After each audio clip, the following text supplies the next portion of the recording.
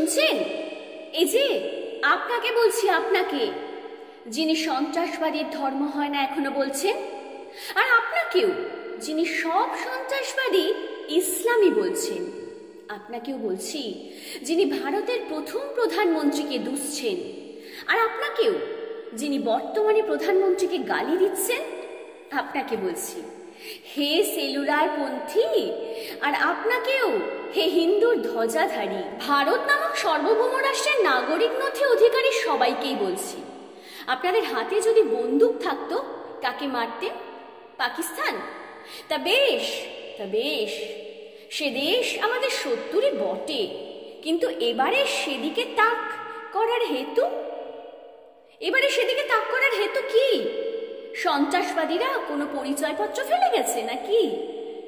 Made in Pakistan কিছু পাওয়া গেছে? অন্তত একখানা ফোন বা কাগজ নেই তো? তবে আপনি মারবেন কিসের ভিত্তিতে?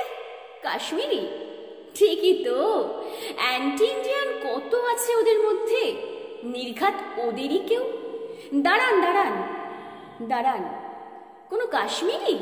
ওই যারা আহতদের পিঠে চাপিয়ে নিয়ে এলো, কে একটা যেন বলছিল বন্দুক কাটতে গিয়ে প্রাণ দিয়েছে, মুসলিমই তো, তাই নামটা ঠিক ভুলে গেছি। তা হাতের কাছে যেসব কাশ্মীরি আছে সবই তো এরা, এদের মারবেন? পারবেন? তাহলে মুসলমান?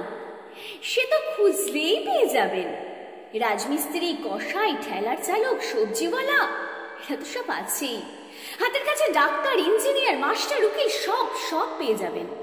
আরবি নাম দেখেই মালুম হয়ে যাবে। ওদেরই গুলি করা যাক তাহলে, কি বলেন? কি বলেন? ওদের আপনি চেনেন? কখনো কিছু করতে দেখেননি না? ওরা শান্ত ভদ্র, পাড়ায় আসতে যেতে দেখেছেন। হিংস্র জঙ্গি কোনো মুসলমানকে আপনি ব্যক্তিগতভাবে চেনেন নাকি?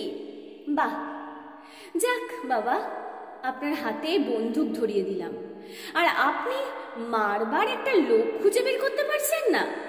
তাহলে সারা ভারত কাঁদত, জল্লাদগুলো কারা, কোথা থেকে এলো, গেল কোথায়? তাদের আসা যাওয়ার কোনো চিহ্ন নেই কেন? হিন্দু মারতে এসে হিন্দু মহিলা আর বাচ্চাদের ছেড়ে দিল কেন? এই চিরুনি সার্ভেইলেন্সের রাজ্যে মাছি গলবার উপায় নেই, হাতিগুলো গলল কি করে তাহলে? নীরবতা, নীরবতা শুধু জারিয়ের উত্তরে।